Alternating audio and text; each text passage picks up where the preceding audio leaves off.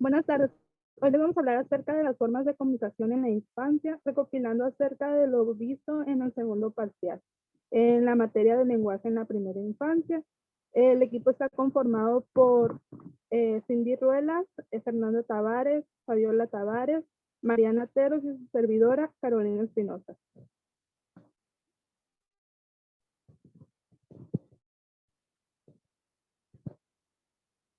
El desarrollo de lenguaje es pues que el lenguaje es un sistema de comunicación basado en palabras, gramática y del desarrollo cognitivo.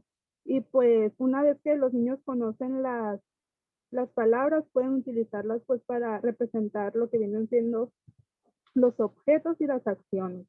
Y pueden reflexionar pues acerca de las personas, de los lugares y las cosas, así como comunicar sus necesidades, sus sentimientos y pues las ideas que van en lo largo de su vida. La evolución del lenguaje, pues es que la evolución del lenguaje en la especie humana y en su desarrollo de cada individuo ilustran la intención de todos los dominios del desarrollo. El surgimiento de este lenguaje fue posible debido a varias adaptaciones fisiológicas y pues a medida de que el cerebro logró que el sistema vocal estuviera bajo la corteza y, y se volvió pues más posible que en los grupos de individuos. También pues el siguiente paso fue que el desarrollo de suficientes capacidades cerebrales de almacenamiento, que estas servían pues para guardar las imágenes visuales y auditivas. En la percepción de los sonidos y de la estructura del lenguaje, pues la imitación de los sonidos del lenguaje es que requieren la capacidad para percibir las diferencias útiles entre pues los que vienen siendo los sonidos. Y pues lo más curioso es que los lactantes podían hacer incluso percibir los sonidos antes del nacimiento. Y pues su cerebro parecen estar programados de antemano para discriminar las unidades lingüísticas básicas y para percibir los patrones lingüísticos y catalogarlos como similares o diferentes. En las primeras palabras es que el bebé promedio dice sus primeras palabras en algún momento entre los 10 y 14 meses, dando inicio al habla lingüística, que viene siendo la expresión verbal que transmite significado. Y en las primeras oraciones, pues es que ocurre cuando un infante junta dos palabras para expresar como bebé cae o nene cae o otra palabra. Y pues las características del habla temprana pues vienen siendo que esta tiene un carácter propio sin importar el idioma que hable el niño. También pues que los niños simplifican, utilizan el habla telegráfica para decir justo lo suficiente para transmitir un significado. También pues que los niños comprenden las relaciones gramaticales, así como subextienden los significados de las palabras.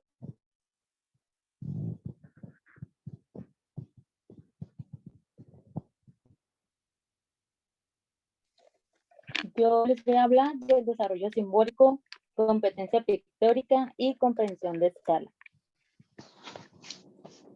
Gran parte del conocimiento que adquieren las personas acerca del mundo no lo obtienen por medio de observación o experiencia directa, sino mediante símbolos y representaciones intencionales de la realidad. Por eso es muy importante que desde niños aprendamos a interpretar los símbolos, pero primero los niños deben adquirir una disposición hacia los símbolos, que es una atención a los símbolos y sus relaciones con aquello que los representan. Para eso se hicieron pues varios estudios y experimentos, y del primer estudio que les voy a hablar fue llevado a cabo tanto en Estados Unidos como en la Costa de Marfil en África. Se hizo en lactantes que utilizaban sus manos para explorar imágenes como si fueran objetos, ya sea para tentarlos, para frotarlos, para golpearlos, y se dice que esa exploración manual de las imágenes disminuye para los 15 meses.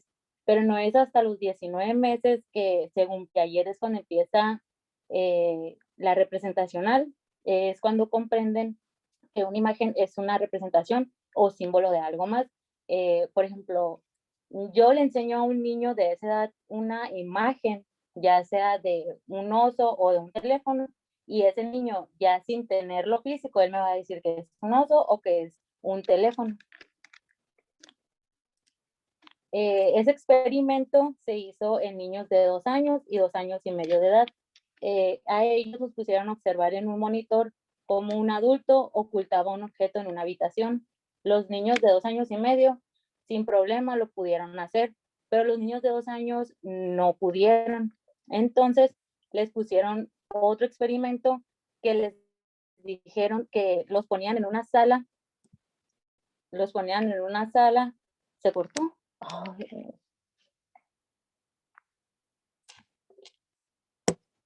Sí, sí.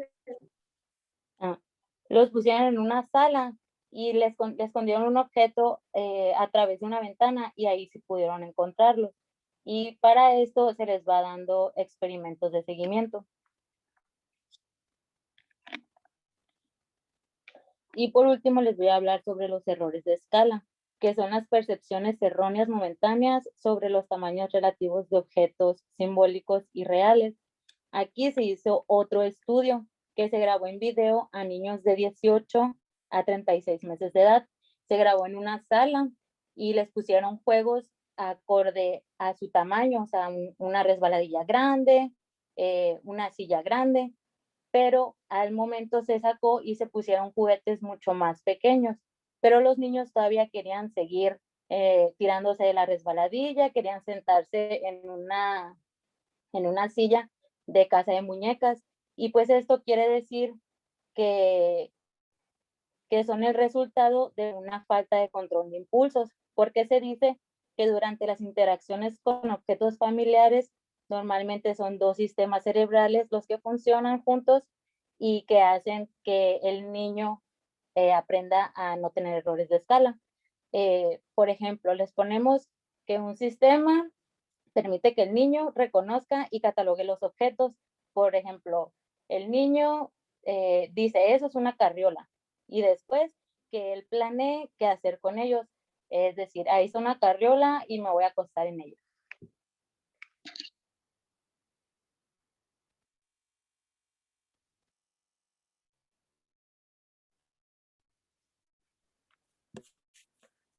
Yo les voy a hablar del papel de la dimensión afectiva en la adquisición del lenguaje materno.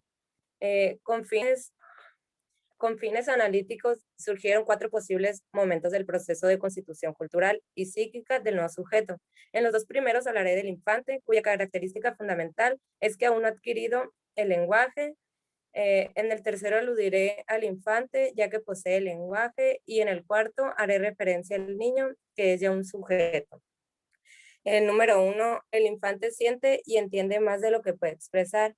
Estamos en el terreno de lo que es potencialmente simbolizable.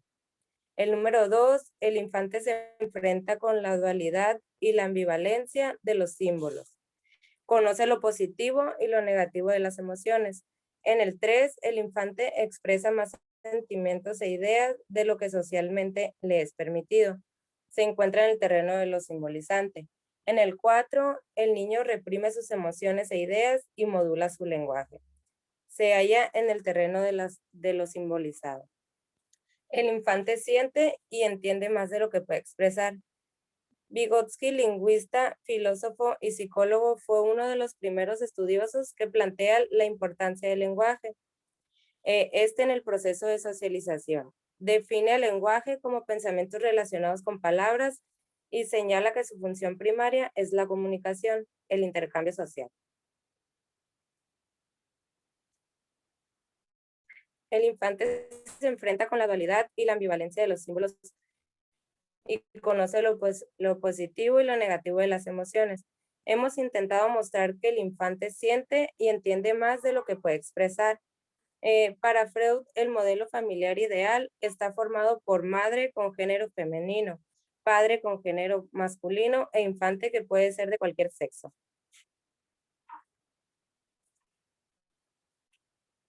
El infante expresa más sentimientos e ideas de lo que socialmente le es permitido.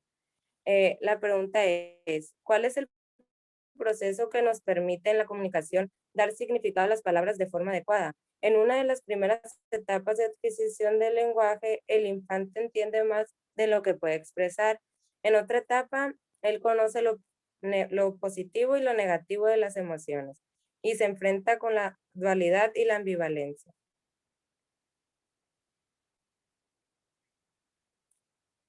El niño reprime sus emociones e ideas y modula su lenguaje.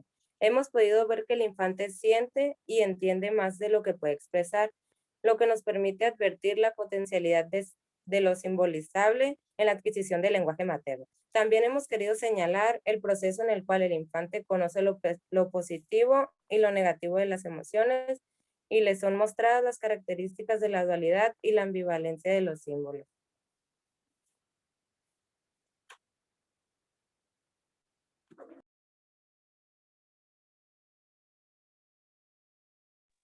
Muy bien. Bueno, yo les voy a hablar del trastorno del lenguaje y la comunicación.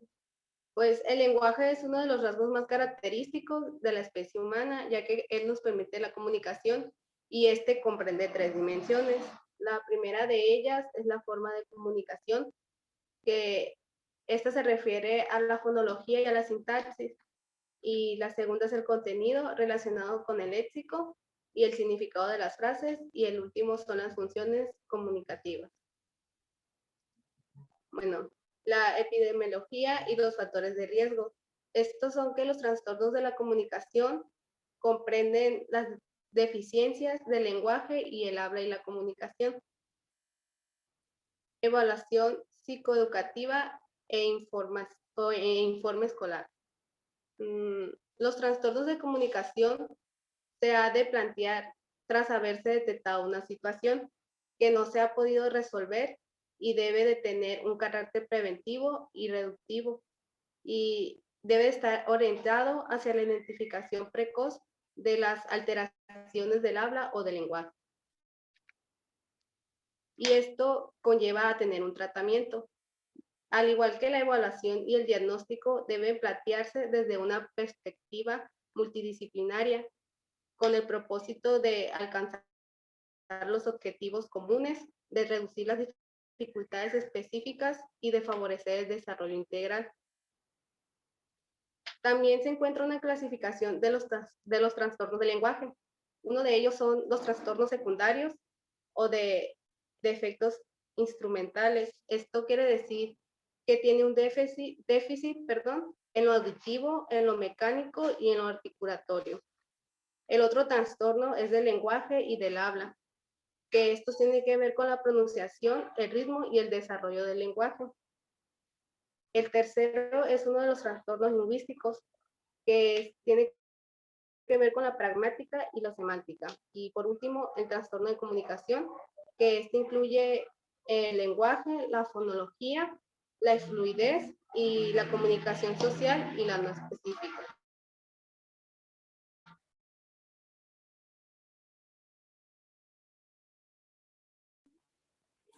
Yo les voy a hablar acerca de la evaluación del desarrollo lingüístico.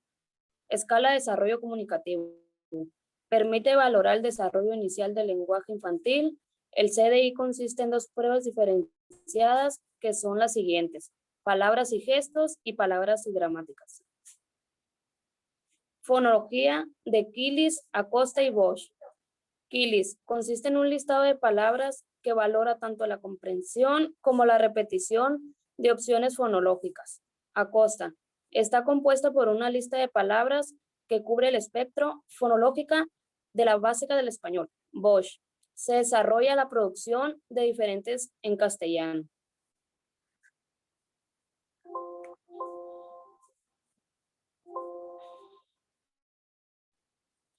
Pruebas de vocabulario. El primero nos habla que mide el vocabulario en sus aspectos comprensivos. El segundo, que es de Boston, mide el vocabulario. Pruebas de lectoescritura. Análisis de lectura escrita, serie de pruebas que mide distintas habilidades de lectura y escritura, de forma que su utilización es adecuada para cualquier niño en un momento dado del proceso de las conductas.